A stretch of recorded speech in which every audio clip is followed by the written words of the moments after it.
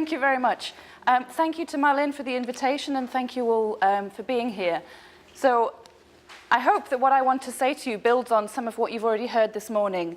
I've been exploring museums and migration for some years now within various different projects, as well as an individual researcher. I'm not a museum professional, I'm a museum studies academic, so that's my perspective of where I come from. So in exploring museums, and particularly looking at examples in Germany, I wanted to think about and respond to the ways in which museums respond to forced migration and displacement, and in analysing the interconnections that are made between histories, objects, memories, and people, and to examine the role of museums in enabling individuals to situate themselves in relation to both constructions of histories, but also perceptions of their present realities. So I think about migration as something which is ever present within human history, and also as part of every museum, whether the museum recognises this or not itself.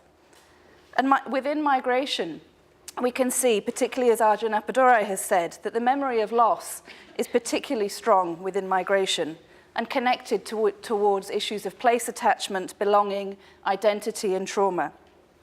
Germany has experienced so many extremes of political, social, and cultural orders and disruptions over the past century, and this has inevitably had an impact on the whole of German society, its politics, and its culture.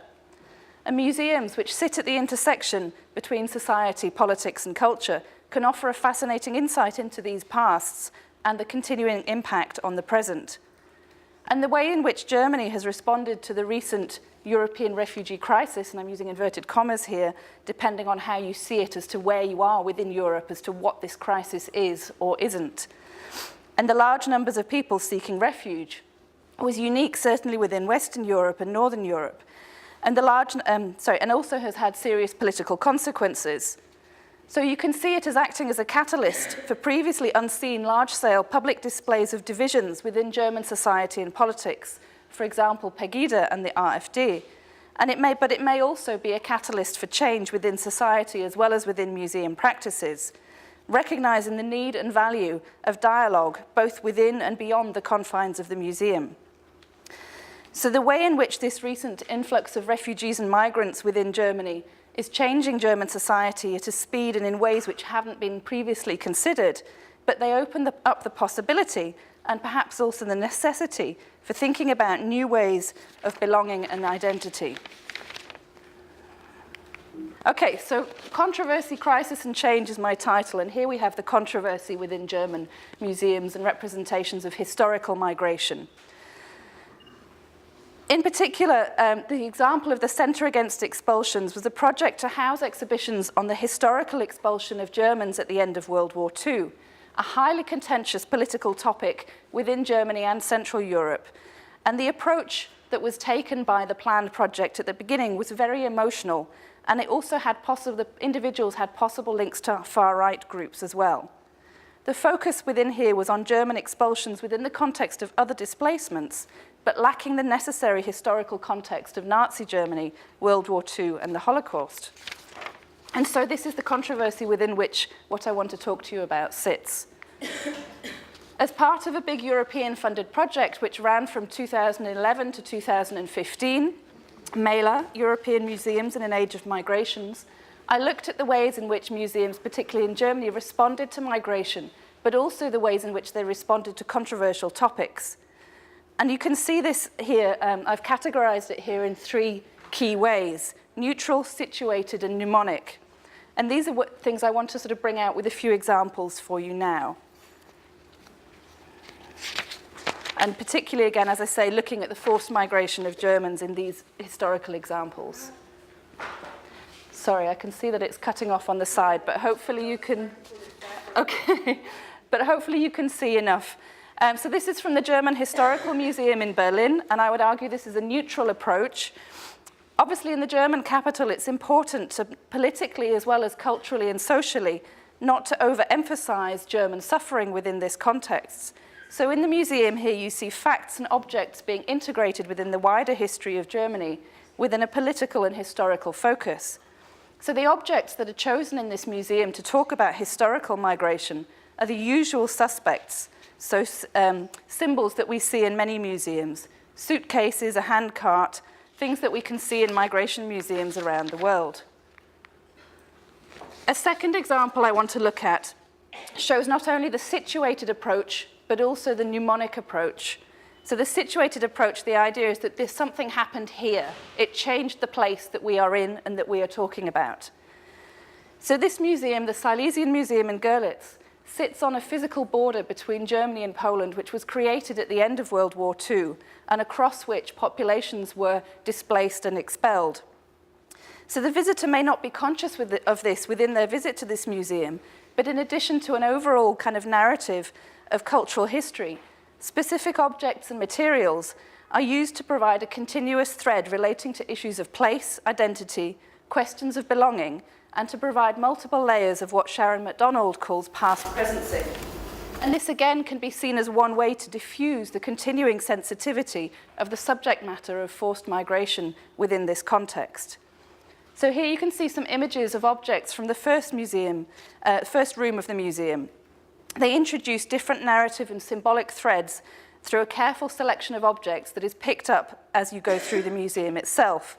So the two images I've picked out, at the top left you have some figures made out of coal representing this Upper Silesian mining industry, and then at the bottom the wooden carved figures are of Rübezahl, who was a mythological sort of folklore figure from the mountains in Lower Silesia.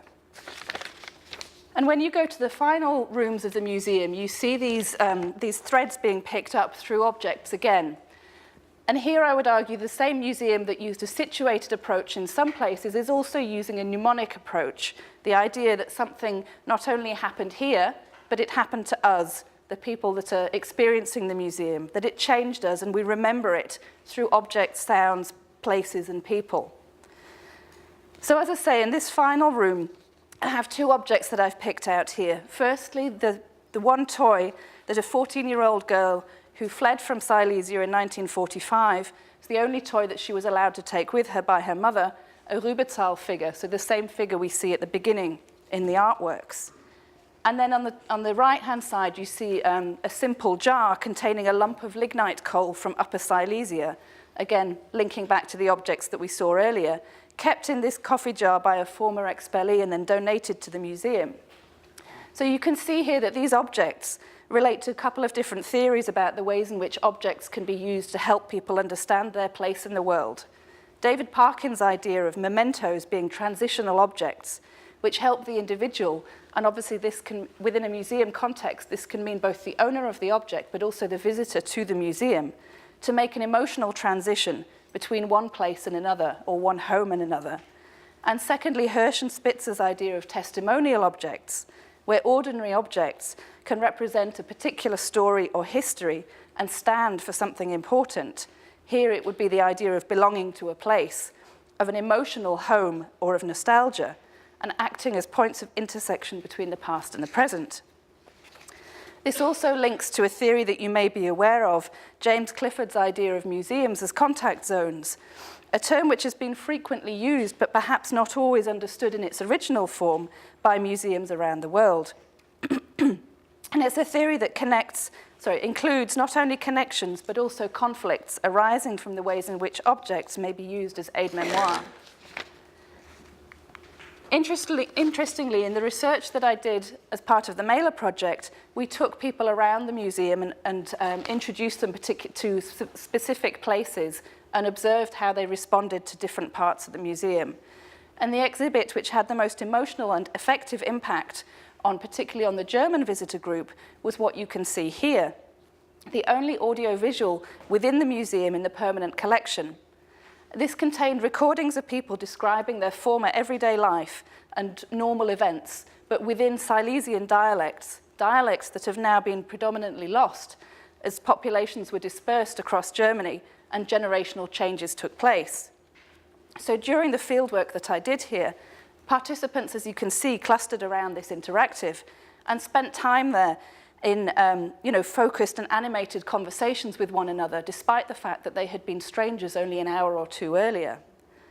And it later transpired that for many of them, hearing these now lost dialects acted also as a form of testimonial object, a direct kind of memory bridge from their present reality to personal memories of parents or grandparents who had spoken these dialects. And it brought the museum, its objects and displays vividly to life for them, making the wider political and social history personal and making them want to talk to each other about their memories, relating, as you might be aware, with Hauptwachs's ideas on collective memory, as well as on more recent research on reminiscence work with the elderly. So for many of the German participants, this was the key aspect of the museum that they felt resonated with them personally. So within this context, we then have the crisis. As the Mailer research finished in 2012, 2013.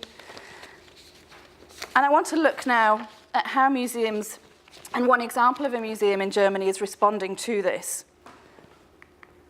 So as I say, museums have used the idea of the contact zone within museums to make changes to collecting policies, to exhibitions, permanent displays, and to include specific communities in consultation and co-curation.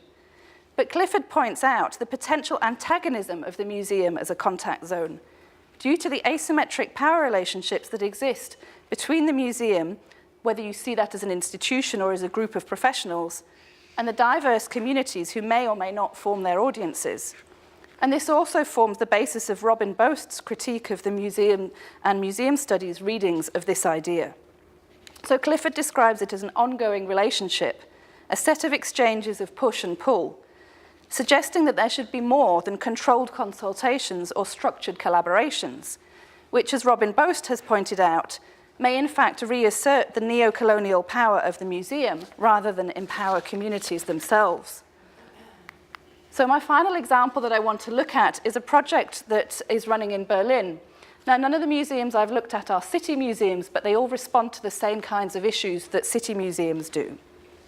So the Multaker project is set up in Berlin. It's an organization that was partly through cultural managers, but also in contact with museum professionals. And the idea is that Arabic language tours are given by Syrians and Iraqis who live in Berlin for refugees, and that they happen simultaneously in 4 different museums in Berlin who are involved in the project.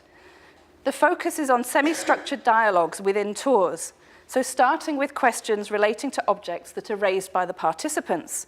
So you see them here, a group within the Aleppo room in the Museum of Islamic Art in Berlin.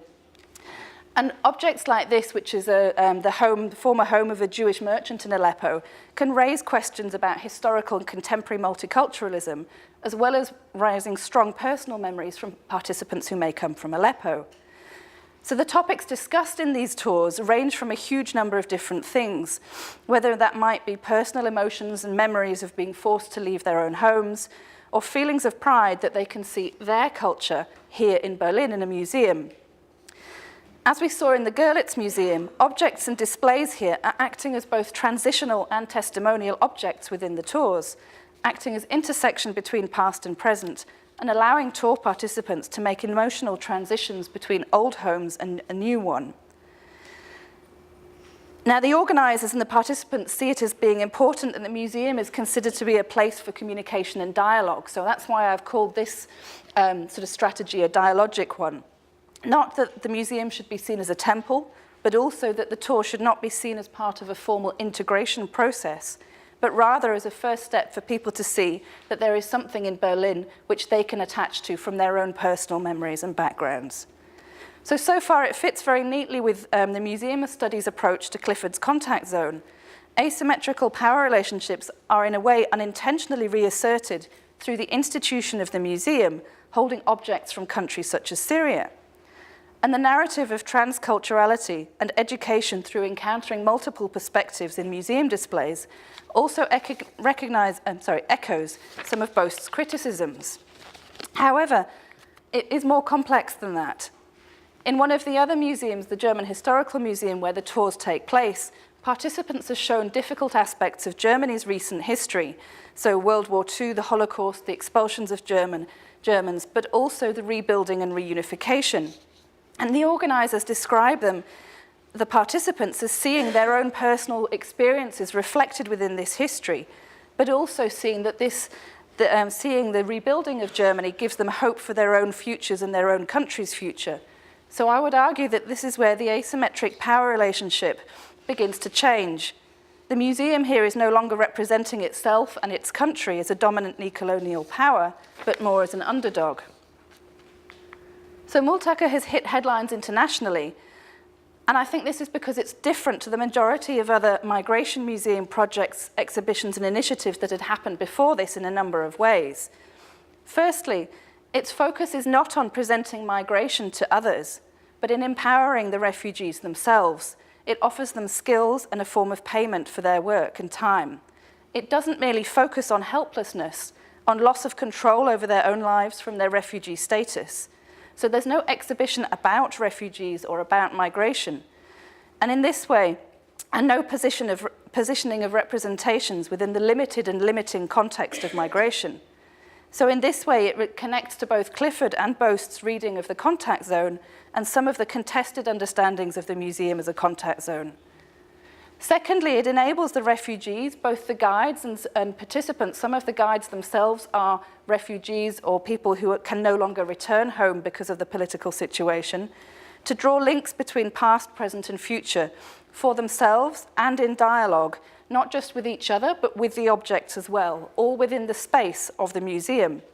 Again, this returns to the original idea of the contact zone as a space for connections and conflicts, for political injustices to be aired and memories to be shared.